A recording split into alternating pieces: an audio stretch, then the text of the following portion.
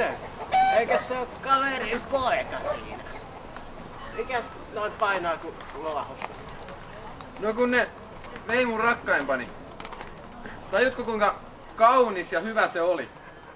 Ai siis, kehtaasko ne viedä sun isäs miekka? Joo, ja vaimonkin tappoi siinä sivussa. Että se... Nyt kävi paskaa säkä, poika. Olihan sillä ihan hyvä persekki. No arvasin, että sä olit sen perään. Mikä kettu? Ehkä vähän se, mutta ei nyt mietitä sellaisen kuin tärkeämpäkin se miekka. Ai niin, onks ideoita? No, ehkä. Kahto kun tuolla korkeimman vuoren huipulla keskellä kulkematonta erämaata, mörköjen ja maisten. Hei. Kippappas taas vähän se. Voi että, enkä mä ikinä saa kertoa niitä tarinoita. No siellä kuitenkin asuu semmonen tietäjä, joka tietää kaiken. Siis kaiken? Ainakin melkein. Se varmaan osaa auttaa. Okei, no mä lähden sitten sinne. Moro! Aha.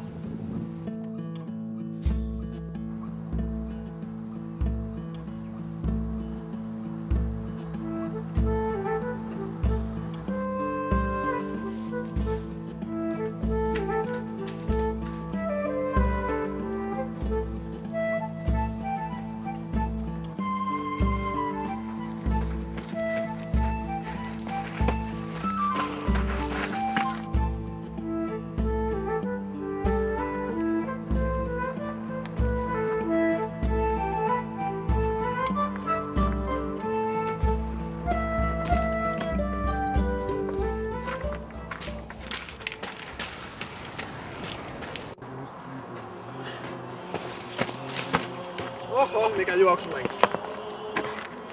Ei pidä ääntä. On hiljaa. Ahaa, pointti. Mutta oli mulla kyllä ihan asiaakin. Se, jolla on asiaa, on usein myös jotain kysyttävää. Niin siis, tiedätkö kun... Minä tiedän kaiken! Ahaa, mua ei tiedätkö kiinnosta. Mutta kun mun rakkaimpani vietiin multa ja... Väärä asiaa sinä rakastat, vaikka vaimosi olikin kaunis ja ihan muotoinen. Joo, oli. Kyllä mä tiedän. Mutta... Kun mä vaan halusin sen isäni perintömiekan takaisin. Ken kelmin ketun majatalo matkustaa. Kelmit kohtaa ja omansa takaisin niiltä saa. Okei, kiitos. Missähän se majatalo on? Jas, okei. Tieto on valtaa, mutta maksu paska.